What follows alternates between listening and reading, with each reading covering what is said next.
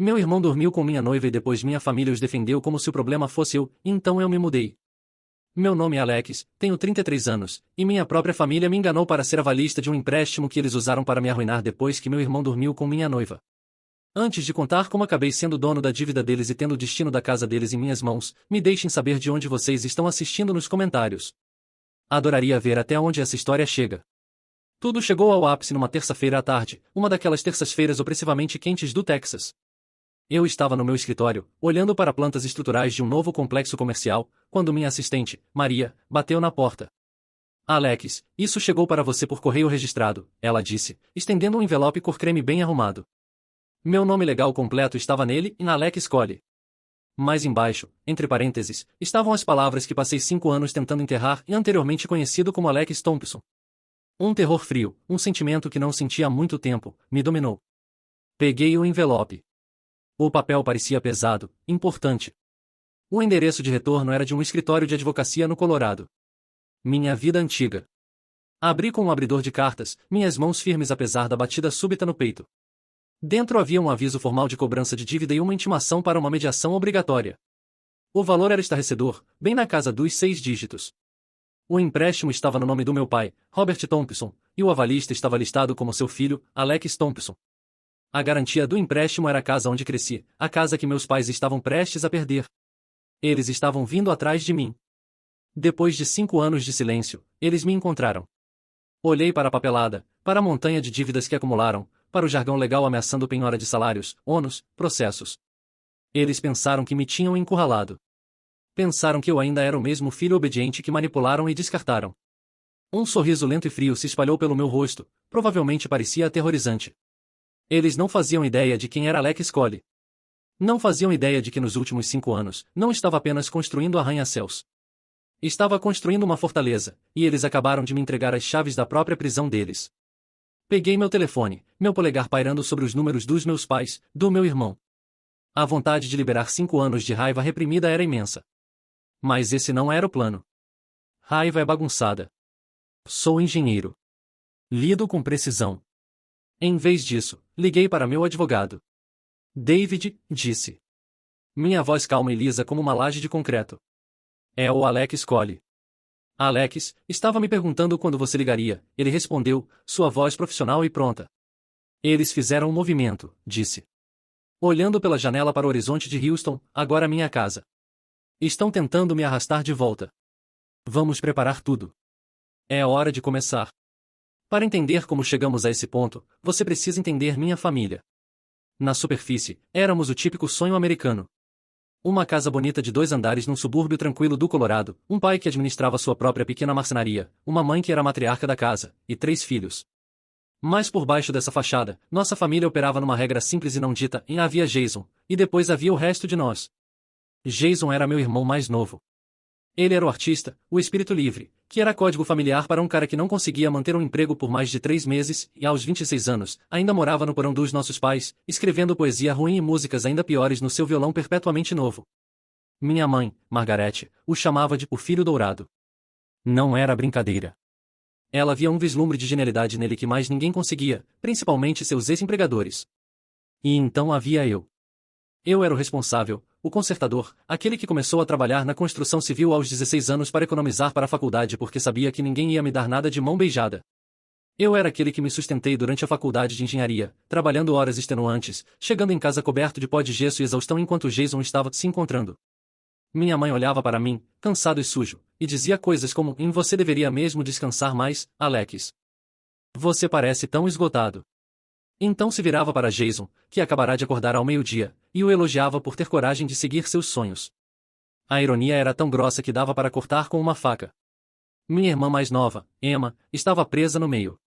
Ela era quieta e observadora, a única que parecia ver as rachaduras na fundação da nossa família. Frequentemente me dava um olhar de simpatia quando minha mãe começava outro monólogo sobre o potencial não explorado do Jason. Mas ela estava com muito medo para falar alguma coisa, não podia culpá-la. A desaprovação da minha mãe era uma arma que ela manejava com precisão cirúrgica. Apesar de tudo isso, estava construindo uma vida para mim. Tinha um bom emprego numa empresa de engenharia de primeira em Denver, e tinha Raquel. Conheci Raquel num canteiro perto da escola primária onde ela ensinava. Ela era doce, engraçada, linda. Parecia me ver por quem eu era, não pelo que eu podia fornecer. Nos apaixonamos, e pela primeira vez, senti que estava construindo algo para mim, não apenas mantendo as coisas juntas para todo mundo. Depois de 2 anos, sabia que queria me casar com ela. Escolhi um anel, um solitário de diamante lindo e simples que sabia que ela adoraria. Para pagá-lo, peguei todos os turnos extras que consegui. Estava trabalhando 12, às vezes 14 horas por dia. Chegava em casa exausto, e Raquel estaria lá, ou eu pensava que estava. Ela começou a passar muitas noites no próprio apartamento, dizendo que precisava de espaço porque meu horário de trabalho estava louco. Fazia sentido na época. A verdadeira armadilha, a que se tornaria a âncora legal que usariam para tentar me arrastar anos depois, foi armada numa noite de domingo. Acabará de chegar de um turno de fim de semana. Meu pai, Robert, e minha mãe me chamaram para a sala. Tinham expressões sérias nos rostos. Alex, meu pai começou, mudando o peso nervosamente. Ele nunca conseguia me olhar nos olhos durante essas conversas. Sua mãe e eu estivemos conversando. O negócio da loja tem estado meio devagar. Estou pensando em expandir, conseguir alguns equipamentos novos, talvez contratar um assistente. É preciso dinheiro para fazer dinheiro, sabe? Eu sabia que sua marcenaria era mais um hobby que mal quebrava a par. Assenti lentamente. Ok, então qual é o plano? Minha mãe assumiu, sua voz suave e razoável. Aplicamos para um empréstimo para pequenos negócios. Um valor bom, suficiente para realmente fazer as coisas se moverem para seu pai. O problema é que o banco quer um avalista. Apenas uma formalidade, realmente. Dado seu emprego, sua renda estável, você é a pessoa perfeita. Senti um nó apertar no estômago. Eu era bom com números. Sabia que o negócio do meu pai não era um investimento sólido. Não sei, disse. Ser avalista é uma grande responsabilidade. Quais são os termos? Não se preocupe com os detalhes, querido, Margaret disse, acenando uma mão desdenhosa. Seu pai vai cuidar de todos os pagamentos. Isso é só para mostrar ao banco que somos uma família forte e estável que se apoia. Você sempre foi tão responsável, Alex. Estamos apenas pedindo para você fazer o que faz de melhor. Ser a rocha para esta família. A manipulação emocional era magistral. Ela estava enquadrando minha hesitação como uma traição. Meu pai apenas sentou lá, olhando para as mãos, um cúmplice silencioso. Emma, que estava sentada no canto lendo, olhou para mim com olhos arregalados e preocupados. Ela sabia que algo estava errado. É para meu sonho, filho, meu pai murmurou. Para finalmente fazer algo da loja. Meu sonho. Essa foi a palavra que me pegou. Eu também tinha um sonho. Um sonho de uma vida com Raquel, de uma casa nossa. Mas meus sonhos sempre pareciam vir com um preço que eu tinha que pagar sozinho. Os sonhos deles, no entanto, deviam ser financiados pelo meu senso de dever. Contra meu melhor julgamento, contra os alarmes gritando na minha cabeça, concordei. Uma semana depois, estava no banco, assinando meu nome numa pilha de papéis que mal tive tempo de ler. Estava colocando meu futuro financeiro em risco por eles. Porque é isso que um bom filho faz, certo? Alguns meses depois, a verdade saiu. Não a verdade sobre o empréstimo, essa viria depois. Uma verdade muito mais pessoal e devastadora. Era uma quarta-feira. Eu deveria estar no canteiro até tarde. Mas uma entrega de concreto foi cancelada. E nosso capataz nos mandou para casa cedo. Eu estava até feliz com isso. Pela primeira vez, podia surpreender Raquel, talvez levá-la para um jantar bacana. Estacionei na nossa garagem, subi até a porta da frente e me deixei entrar. A casa estava quieta, mas podia ouvir música vindo do nosso quarto no andar de cima. Era a nossa música. Uma melodia lenta e acústica que dançamos no nosso primeiro aniversário. Um sorriso tocou meus lábios. Talvez ela estivesse planejando uma surpresa para mim. Subi as escadas de 2 em 2 degraus, meu coração mais leve do que estivera em meses. Empurrei a porta do nosso quarto, e meu mundo se despedaçou. Eles nem me ouviram entrar. Raquel estava na nossa cama, de costas para a porta. E com ela, seu rosto enterrado no cabelo dela, estava meu irmão, Jason. Nossa música tocava suavemente dos alto-falantes no criado mudo. O ar saiu dos meus pulmões. Foi como ser atropelado por um caminhão. O choque foi tão profundo. Era silencioso. Não havia som. Nem respiração. Apenas um rugido branco e quente nos meus ouvidos. Devo ter feito algum tipo de barulho. Um suspiro ou engasgo. Por que a cabeça de Jason se levantou de repente? Seus olhos se arregalaram em pânico.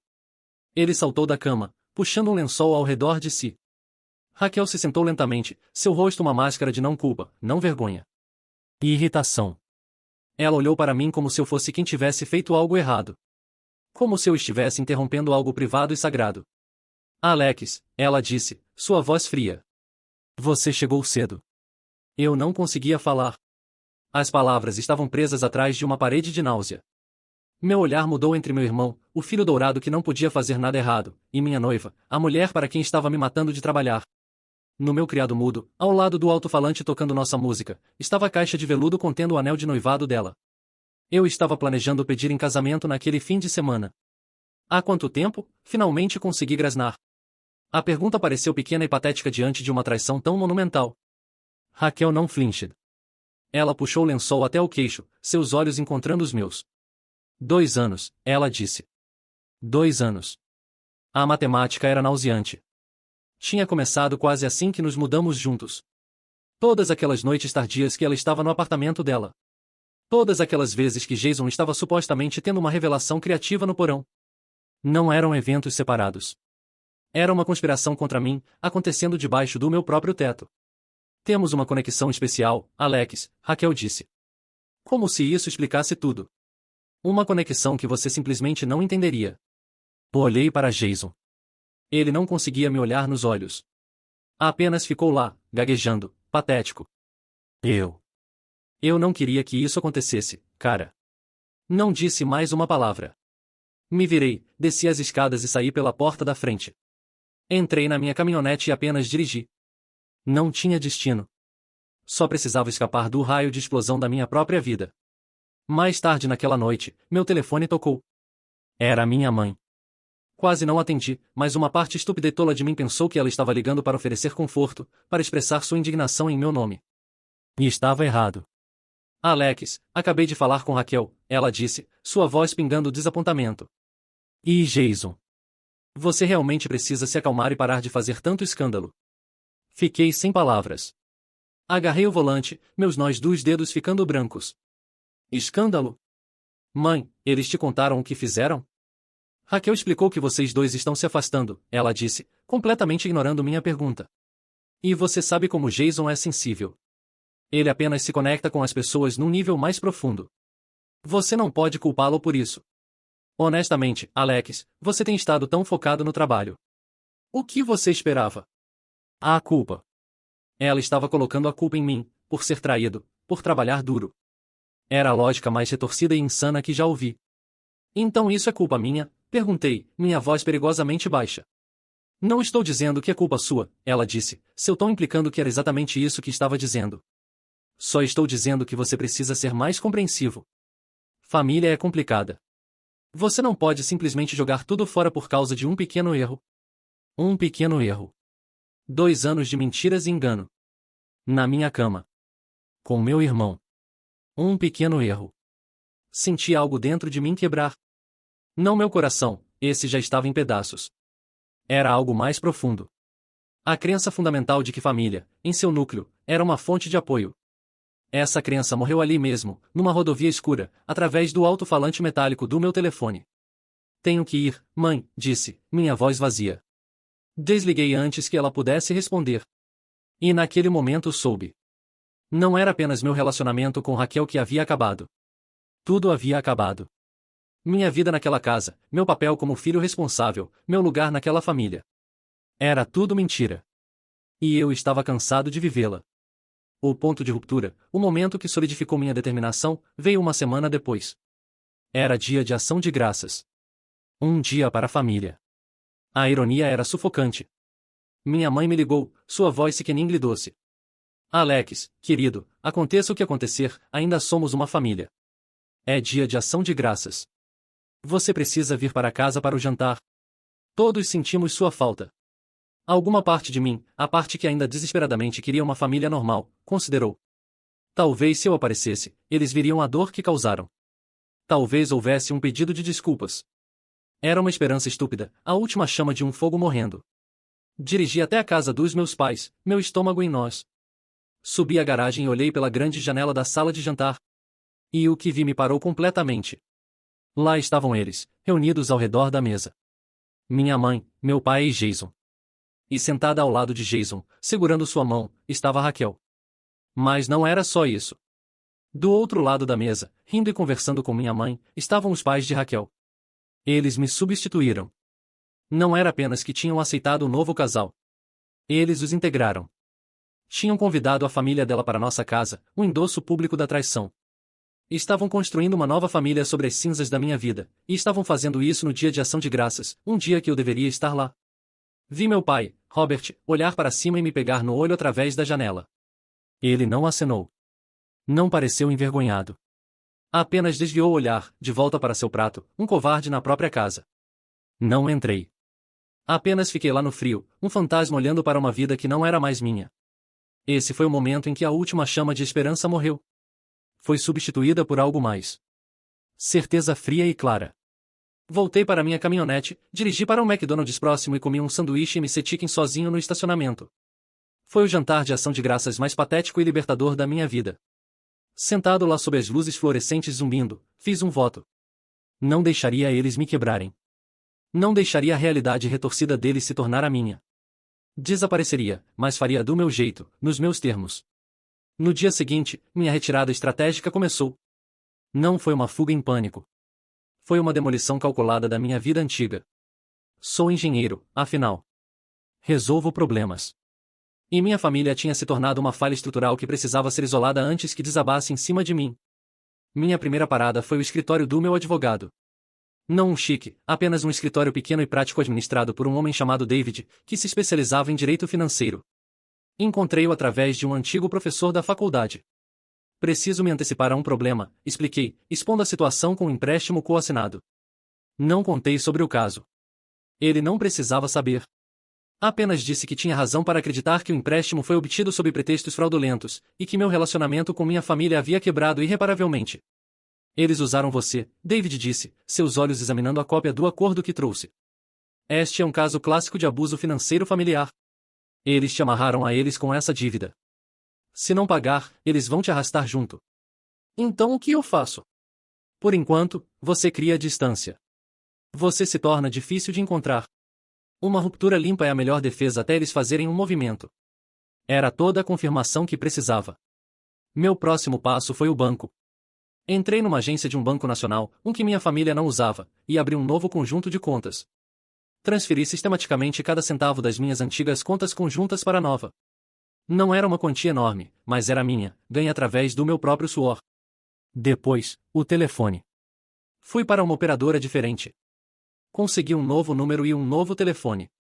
Saí da loja e joguei meu telefone antigo numa lata de lixo sem olhar para trás. Cortei a linha primária de comunicação. A parte mais difícil foi o trabalho. Marquei uma reunião com meu chefe, um homem duro mais justo chamado Dave. Expus uma versão muito editada da história. Tenho uma questão familiar séria, Dave, disse. Uma situação tóxica da qual preciso me remover completamente. Não posso ficar no Colorado. Sei que é muito pedir, mas a empresa tem aquela grande filial em Houston. Estou pedindo uma transferência. Ele ouviu pacientemente, seu rosto ilegível. Pensei que ia dizer não, mas então assentiu lentamente. Vi seu trabalho, Alex. Você é um dos meus melhores caras. Odiaria te perder, mas Houston teria sorte de te ter. Ele viu o desespero nos meus olhos, a exaustão.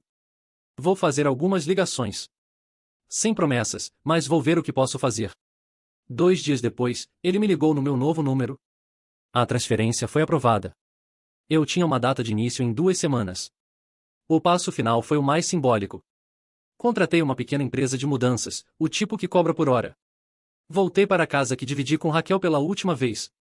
Ela não estava lá. Jason não estava lá. E estava vazia. Caminhei pelos cômodos, um estranho na minha própria vida. Empacotei apenas meus pertences pessoais. Minhas roupas, meus livros, minhas ferramentas, meu diploma pendurado na parede. Todo o resto, os móveis que compramos juntos, os eletrodomésticos da cozinha, a vida que construímos. Deixei tudo para trás. E estava contaminado. Enquanto os carregadores estavam colocando a última caixa no caminhão, encontrei a caixa do anel de noivado na minha cômoda. A abri. O diamante brilhava sob a luminária barata. Pensei nas horas de trabalho extenuante que representava. Depois pensei para que era, uma promessa que era mentira desde o início. Fechei a caixa, caminhei até a cozinha e a joguei na lata de lixo. Antes de ir embora, dei uma última olhada na casa. Foi aqui que fui traído. Foi aqui que minha família escolheu meu traidor ao invés de mim. Não era um lar. Era uma cena de crime. Enviei uma última mensagem de texto, mas não para meus pais. Foi para Emma. Estou indo embora, Eminência tem um novo emprego, um novo número. E estou recomeçando. Não conte a eles para onde estou indo. Por favor. Vou entrar em contato quando puder. Cui disse. Apertei enviar, depois bloqueei todos os números associados à minha família. Enquanto dirigia para fora do Colorado, as montanhas rochosas encolhendo no meu retrovisor, não me senti triste. Não me senti com raiva. Não senti nada. Uma paz vasta e vazia. Não estava fugindo dos meus problemas. Estava dirigindo em direção a uma solução. A solução era a distância. A solução era silêncio. E a parte mais importante do meu plano, a parte que apenas meu advogado sabia, era a mudança de nome. Dirigi até o tribunal do condado na primeira cidade grande que alcancei fora do Colorado. Arquivei a papelada. Foi um processo estranho e burocrático. Mas quando saí de lá, não era mais Alex Thompson. Era Alex Collie, o nome de solteira da minha avó. Um nome sem conexão com as pessoas que me machucaram. Alex Thompson era o homem que foi traído. Alex Collie era o homem que ia construir uma nova vida, uma vida mais forte nos seus próprios termos. E se eles viessem atrás dele, encontrariam um estranho e uma luta para a qual não estavam preparados. O primeiro ano em Houston foi sobre sobrevivência. Foi sobre colocar um pé na frente do outro e não olhar para trás. O calor era uma presença física, um contraste marcante com o ar fresco das montanhas que deixei para trás. Parecia purificador, como se a umidade estivesse suando os últimos vestígios da minha vida antiga pelos meus poros. O trabalho se tornou meu santuário. Me joguei nele com uma ferocidade que beirava a obsessão. Meu novo chefe, um homem chamado Sr. Henderson, era um texano old school sem rodeios que valorizava resultados acima de tudo. Ele não se importava com meu passado. Se importava se meus cálculos de carga estavam precisos e se meus projetos ficavam dentro do orçamento. Eu lhe dei tudo o que tinha. Era o primeiro a chegar no escritório e o último a sair. Meu trabalho era limpo, preciso e sempre antes do prazo. Em 18 meses, fui promovido de engenheiro sênior para gerente de projeto, supervisionando minha própria equipe. Estava construindo uma nova reputação, uma nova identidade, do zero. A Alex Collie era confiável. A Alex Collie era um líder. A Alex Collie era um homem que fazia as coisas acontecerem. Ninguém sabia sobre Alex Thompson, o homem que havia sido tão completamente quebrado. Mas cura não é uma linha reta. Havia noites em que sentava sozinho no meu apartamento estéril, o silêncio tão alto que era ensurdecedor, e os fantasmas voltavam. A imagem de Raquel e Jason na minha cama. O som da voz da minha mãe no telefone, pingando pena desdenhosa. A visão do meu pai desviando o olhar através da janela da sala de jantar. Naquelas noites, a raiva e a dor me lavavam em ondas. Mas nunca deixei me afogar. Acordava na manhã seguinte, vestia meu terno e voltava ao trabalho. Estava construindo um paredão contra o passado, um projeto bem-sucedido de cada vez. Minha única ligação com aquele passado era Emma. A cada poucos meses, ela me mandava um e-mail de uma nova conta anônima. Suas mensagens eram uma linha de vida e uma fonte de ansiedade constante de baixo nível. Ela me contava como estavam as coisas em casa. Jason e Raquel se mudaram para minha casa antiga, a que dividi com Raquel. Estavam brincando de casinha com minha vida. Jason ainda não estava trabalhando, contente em viver dos meus pais e qualquer dinheiro que Raquel trouxesse do ensino. Minha mãe tratava Raquel como a filha que sempre quis. E o empréstimo, a bomba-relógio que coassinei, era uma fonte constante de tensão. Emma me enviava trechos de conversas que ouviu. Meu pai estava estressado, os pagamentos eram esporádicos. Estavam adiando quando podiam, pagando o mínimo quando tinham que pagar. Estavam mantendo à tona, mas mal. Eles falam sobre você às vezes, Emma escreveu num e-mail. Mamãe te chama de ingrato. Ela conta para as pessoas que você abandonou a família por uma paixonite boba. Papai apenas fica quieto. Acho que se sente culpado, mas tem muito medo dela para admitir. Seus e-mails eram meus relatórios de inteligência. Me mantinham informado. Me lembravam contra o que estava lutando.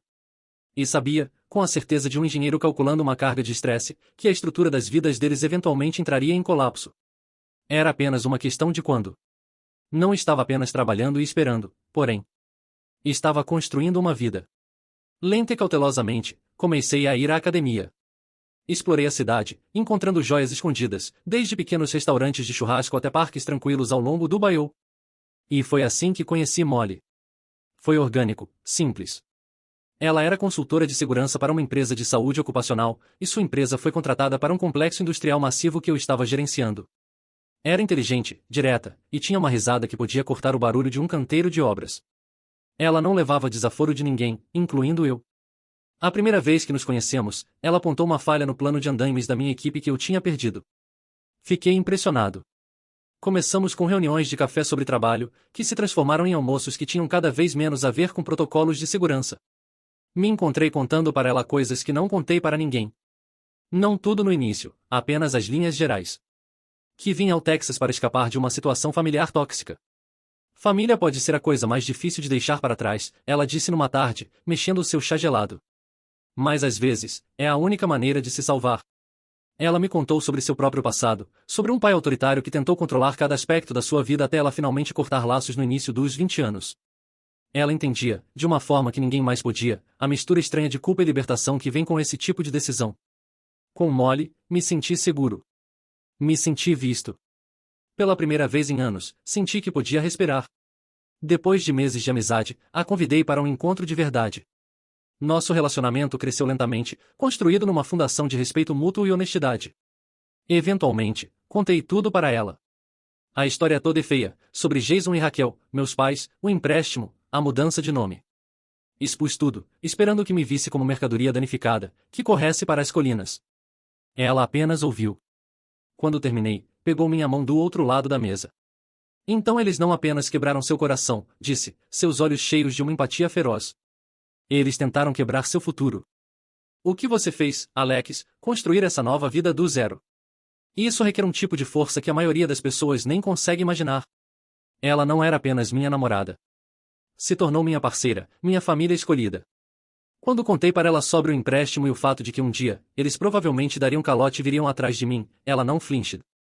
Ok, ela disse, sua voz firme. Então estaremos prontos para eles. Enquanto isso, continuei minha própria guerra silenciosa. Usei uma parte da minha renda agora substancial para contratar um investigador particular no Colorado. Um profissional discreto que me fornecia relatórios trimestrais sobre a situação financeira da minha família. Os relatórios confirmaram o que Emma estava me contando. Eles estavam se afogando em dívidas. O negócio do meu pai havia falhado completamente. Minha mãe estava usando cartões de crédito para manter a ilusão da vida suburban confortável deles. E Jason não estava contribuindo com nada. Os relatórios do PI também revelaram algo mais. O empréstimo original que coassinei foi refinanciado, agrupado com outras dívidas. Os termos eram piores, a taxa de juros mais alta. Eles estavam cavando o buraco mais e mais fundo.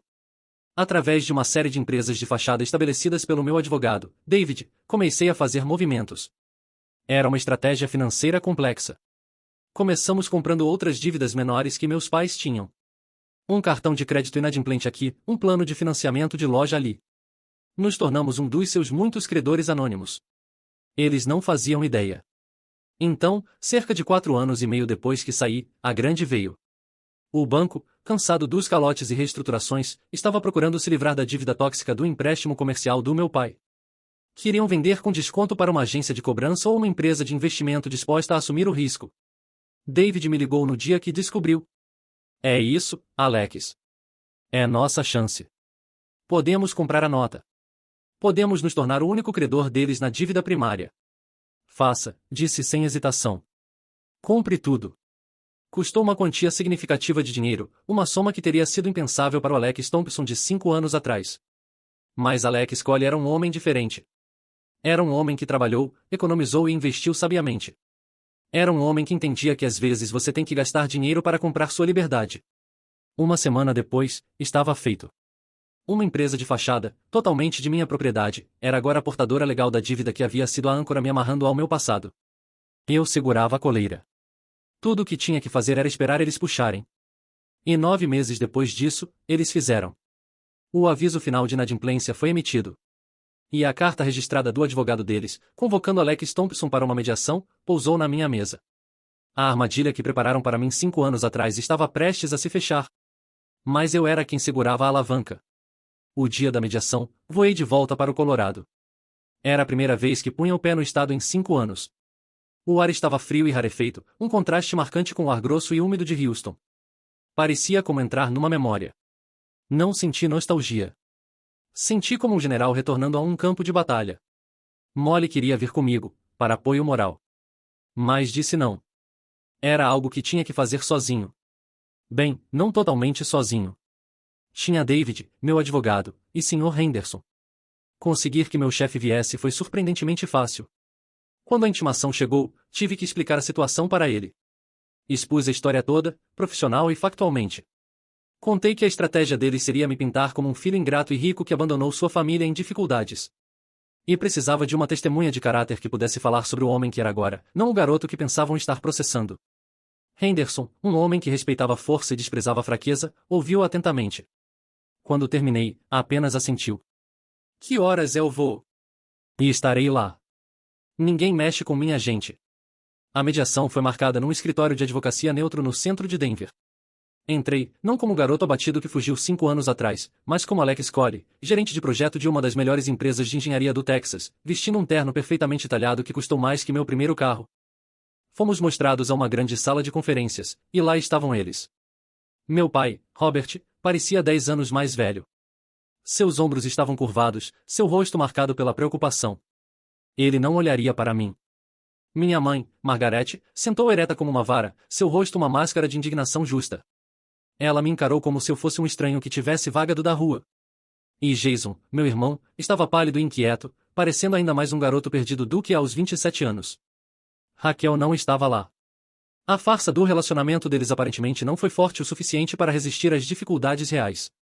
Eles tinham um advogado com eles, um homem de aparência esperta num terno caro que me deu um sorriso condescendente. Eles viram eu, David e Sr. Henderson, e suas expressões mudaram de confiantes para confusas. Estavam esperando que eu aparecesse sozinho, rabo entre as pernas. Sr. Thompson, o advogado deles começou, se dirigindo a mim. Obrigado por vir. Estamos aqui para resolver a questão da dívida significativa coassinada por você, que seus pais infelizmente foram incapazes de pagar devido a dificuldades financeiras imprevistas. David o cortou antes que eu pudesse reagir. Objeção ao nome, disse calmamente. O nome do meu cliente é Alex Coley. Por favor, se dirija a ele como tal. Um lampejo de choque cruzou o rosto do advogado deles. Minha mãe bufou audivelmente. Ele é Alex Thompson. Não seja ridículo. David colocou uma pasta na mesa polida e a deslizou em direção ao advogado deles. Dentro você encontrará uma cópia certificada da mudança legal de nome, arquivada e executada 5 anos atrás. Meu cliente não tem obrigação legal de responder pelo nome Thompson. O advogado deles abriu a pasta, seus olhos se arregalando ligeiramente enquanto lia o documento. Olhou para minha família, uma pergunta silenciosa nos olhos. Eles já estavam em desvantagem. Tudo bem, disse, pigarreando. Sr. Coley, o fato permanece que sua assinatura está no acordo de empréstimo original. Você é legalmente responsável por essa dívida. Seus pais estão enfrentando execução hipotecária. Como filho deles, um bem-sucedido pela aparência, você tem uma obrigação moral e legal de corrigir isso. Ele estava jogando a carta do filho, exatamente como sabia que faria. Sr. Henderson escolheu esse momento para falar. Posso falar sobre o caráter do Sr. Coley, disse, seu sotaque texano profundo enchendo a sala e comandando a atenção. Fui seu superior direto por 5 anos. Ele é o homem mais honrado e trabalhador da minha folha de pagamento. Construiu seu sucesso do nada através de pura garra e inteligência. Qualquer sugestão de que está de alguma forma esquivando de um dever moral é, francamente, insultante. O rosto da minha mãe ficou vermelho de raiva.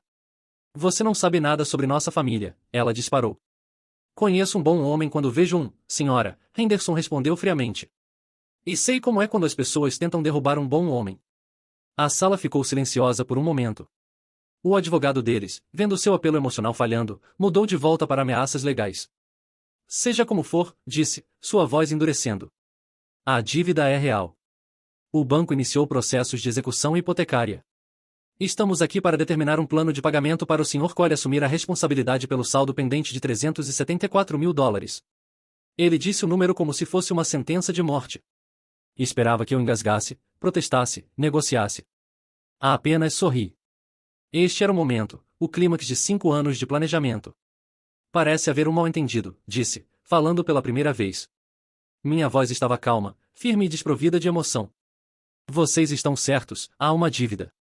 Mas estão errados sobre a quem é devida. David deslizou outra pasta, muito mais grossa, pela mesa. A partir de 9 meses atrás, o credor original vendeu essa carteira de dívidas. Seus clientes não estão mais em dívida com o banco. Meu pai olhou para cima, um vislumbre de esperança nos olhos. O que isso significa? O advogado deles abriu a nova pasta. Começou a ler, seu rosto passando de confuso para pálido. Folheou página após página de extratos financeiros, acordos de compra e documentos de propriedade corporativa. Isso não pode estar certo, ele sussurrou, olhando para David, depois para mim. É tudo perfeitamente legal, David disse. A nota de dívida para a propriedade na 125 é o extra de todas as responsabilidades associadas e agora totalmente de propriedade do grupo de investimento ACR. Minha mãe pareceu desconcertada. O que é isso? Quem é esse? Me inclinei para a frente, colocando minhas mãos na mesa, e olhei cada um deles nos olhos pela primeira vez. Primeiro Jason, que se encolheu na cadeira. Depois meu pai, que parecia prestes a vomitar. E finalmente, minha mãe. Eu sou o grupo de investimento ACR, disse. O A é de Alex. O C é de Cole. O R é de resolução. Eu possuo sua dívida. Eu possuo sua casa. Vocês não estão mais lidando com um banco. Estão lidando comigo. O silêncio na sala foi absoluto. Estava tão quieto que podia ouvir o zumbido fraco do ar-condicionado. A cor sumiu do rosto da minha mãe. A indignação justa se foi, substituída por choque puro e não adulterado. Meu pai me encarou, sua boca aberta. Parecia ter visto um fantasma. O advogado deles mexeu freneticamente nos papéis. Mas ele sabia. A evidência era blindada. Eles estavam legalmente presos. A arma que forjaram para usar contra mim estava agora na minha mão, e eu estava apontando direto para eles. Checkmate, disse, mantendo minha voz baixa. Então expus meus termos. Não era uma negociação. Era um veredicto. Aqui está o que vai acontecer, disse, minha voz cortando o silêncio atordoado. Senti uma estranha sensação de distanciamento, como se fosse um engenheiro revisando uma planta, apontando as falhas antes da demolição. A dívida total que vocês devem à minha empresa será perdoada. Completamente. Vou absorver a perda. Um lampejo de descrença, de esperança desesperada, cruzou o rosto do meu pai. Minha mãe parecia suspeita, procurando pela pegadinha. Em troca, continuei, meus olhos se fixando nos dela. Vocês todos vão assinar isso. David deslizou um terceiro e último documento pela mesa. Era um acordo de rescisão legalmente vinculativo. Este documento estipula algumas coisas. Primeiro, vocês renunciarão a quaisquer e todas as reivindicações futuras, financeiras, legais ou outras, contra mim, Alex Cole. Vocês nunca mais entrarão em contato comigo. Não por telefone, não por e-mail, não através de terceiros. Para todos os propósitos legais e práticos, deixarei de existir para vocês e vocês para mim. Fiz uma pausa, deixando o peso das palavras afundar. Segundo, disse, virando meu olhar para meu pai, vocês concordarão com a venda imediata da casa. Dos recursos, depois de quitar quaisquer outros ônus menores, uma soma de $50.000 será colocada em fideicomisso para Emma. É a herança dela, a parte que vocês teriam negado a ela. Ela recebe agora. O resto dos recursos, se houver, são seus para fazer o que quiserem. Minha mãe finalmente encontrou sua voz, um sussurro estrangulado e venenoso. Você não pode fazer isso. Você não pode simplesmente nos comprar e depois nos jogar fora. Você está enganada, disse, minha voz como gelo. Vocês me jogaram fora 5 anos atrás na mesa de ação de graças de vocês. Estou apenas finalizando a papelada. Vocês tentaram usar uma arma financeira para me arruinar. Em vez disso, me entregaram o poder de legal e permanentemente removê-los da minha vida. Vocês construíram essa prisão. Estou apenas trancando a porta na minha saída. Olhei para Jason. Este é o preço pela sua conexão especial. Olhei para meu pai. Este é o preço pela sua covardia. E olhei para minha mãe. Este é o preço por escolher um favorito. O advogado deles, um homem derrotado, leu o acordo. Sabia que era blindado. Olhou para seus clientes. É direito dele, disse baixinho. Ele possui a dívida. Estes são os termos dele. Aceitem ou ele executa a hipoteca e vocês saem sem nada. Não havia escolha. A luta havia acabado. Um por um, eles assinaram. A mão do meu pai tremeu tanto que mal conseguia segurar a caneta. Jason rabiscou seu nome sem olhar. Minha mãe foi a última. Ela encarou o papel. Depois me encarou, seus olhos queimando com um ódio tão puro que era quase lindo. Ela assinou seu nome com um corte vicioso de tinta. Nos levantamos. David recolheu nossas cópias da papelada. Sr. Henderson colocou uma mão firme e solidária no meu ombro. Vamos, Alex, disse. Enquanto caminhávamos em direção à porta, meu pai gritou meu nome. Meu nome antigo. Alex. Parei, mas não me virei. Sinto muito, ele engasgou. Eu nunca. Fui fraco. Eu sei, disse sem olhar para trás, e saí daquela sala e das vidas deles para sempre. O que se seguiu foi rápido e clínico. A casa foi vendida em um mês. Nunca vi novamente, mas o corretor imobiliário enviou fotos depois que foi esvaziada. Era apenas uma casca, desprovida das memórias e da dor.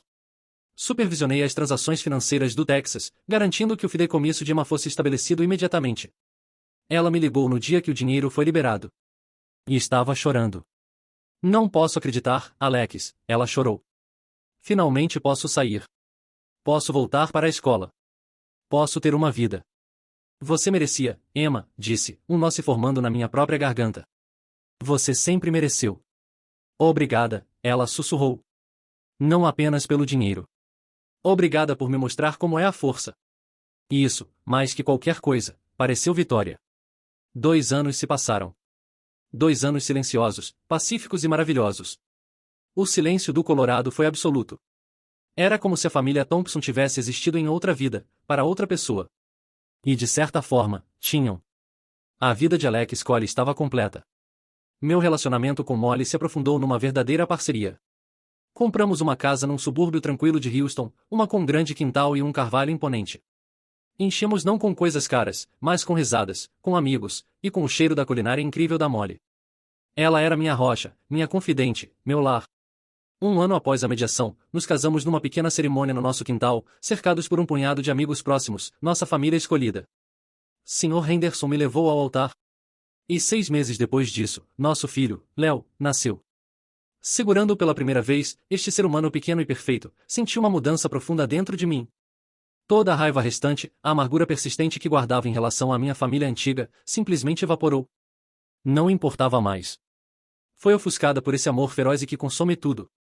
Olhei para meu filho, dormindo nos meus braços, e fiz uma promessa silenciosa a ele. Nunca o deixaria se sentir invisível. Nunca o faria questionar seu valor. Daria a ele a única coisa que nunca tive em uma família construída numa fundação de amor incondicional e verdade. Minha vida estava a um mundo de distância da sala de conferências fria em Denver. Meu trabalho estava prosperando, mas não me definia mais. Minhas noites e fins de semana eram para minha família. Para viagens ao parque, para construir castelos de Lego no chão da sala, para ler histórias de ninar até minha voz ficar rouca. Eu era feliz. Genuína e profundamente feliz. Emma era parte regular da nossa nova vida. Com o dinheiro do fideicomisso, ela se mudou para Austin, terminou seu curso em serviço social, e agora trabalhava com jovens em risco. E estava prosperando. Voava para Houston para feriados, e vê-la brincar com Léo, seu rosto cheio de alegria, era um presente. Ela era a única coisa boa que consegui salvar dos destroços do meu passado. Então, numa tarde ensolarada de sábado, uma carta chegou. Era endereçada a Alex Collie. A caligrafia era trêmula, desconhecida. Mas o endereço de retorno era um pequeno apartamento em Colorado Springs. O novo endereço do meu pai. Hesitei em abrir.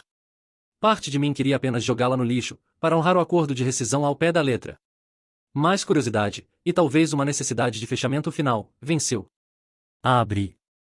A carta era curta, apenas uma página, escrita na letra instável do meu pai. Não era um pedido de perdão. Não era uma solicitação de dinheiro. Era uma confissão. Alex, começava. Sei que não tenho direito de te escrever. Não estou pedindo nada.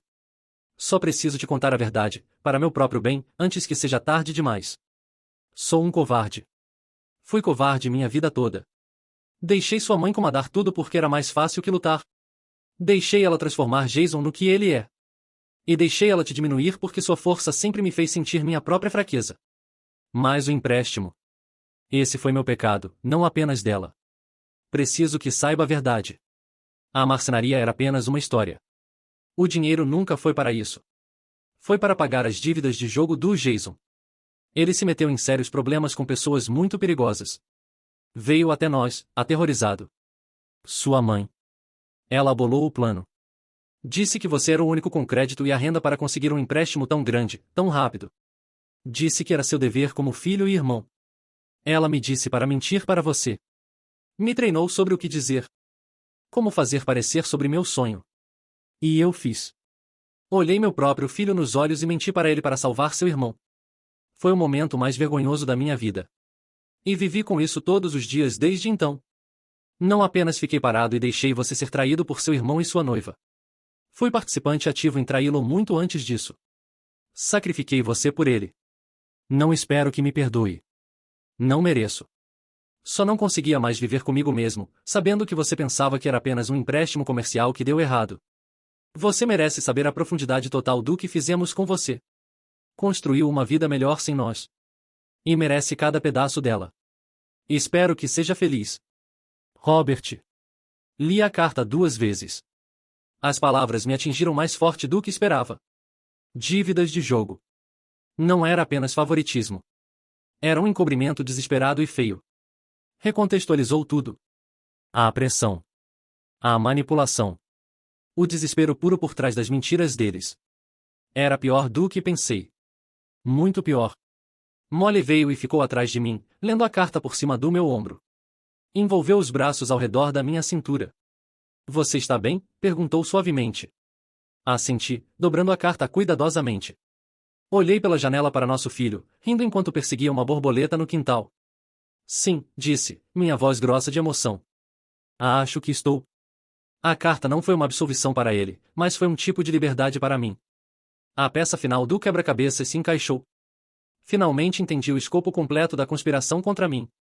E entendi que o ato final do meu pai não foi uma tentativa de reconciliação, mas uma tentativa desesperada de recuperar um pequeno pedaço da própria alma contando a verdade.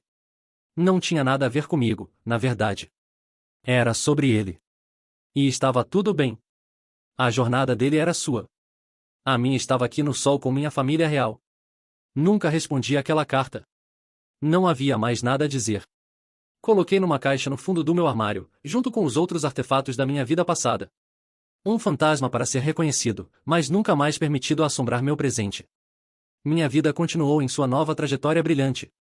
Meu filho, Léo, tem 5 anos agora, e tem uma irmãzinha, Clara. Nossa casa é barulhenta, bagunçada e cheia de mais amor do que jamais pensei possível. Molly e eu somos uma equipe, navegando o belo caos da paternidade juntos. Minha empresa cresceu, e agora sou sócio da firma. Construí uma carreira criando fundações fortes, e tentei fazer o mesmo com minha vida.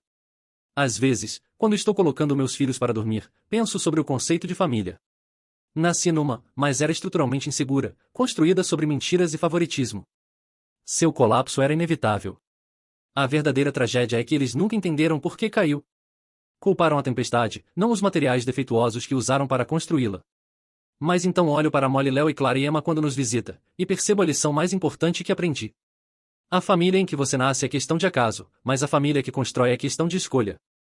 E escolhi honestidade. E escolhi respeito. Escolhi amor que é conquistado e dado livremente, não exigido como dever.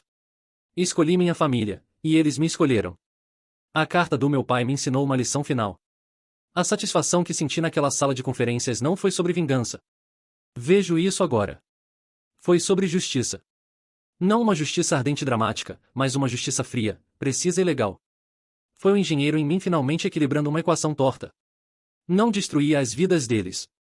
Simplesmente removi meu apoio, e a própria disfunção deles fez o resto. Tirei meu polegar da balança, e ela inclinou para onde sempre deveria estar. A maior vitória não foi vê-los cair. Foi ter a força para me afastar, a inteligência para me proteger, e a coragem de construir algo novo, algo melhor, algo que é verdadeiramente meu. Minha vingança não foi a miséria deles. É minha felicidade. E é uma felicidade pela qual trabalhei, que construí do zero, e que ninguém pode nunca me tirar novamente. Obrigado por ouvirem minha história. Espero que tenha ressoado com vocês de alguma forma. É uma coisa estranha, família, e os caminhos que temos que tomar para encontrar nosso próprio senso de paz.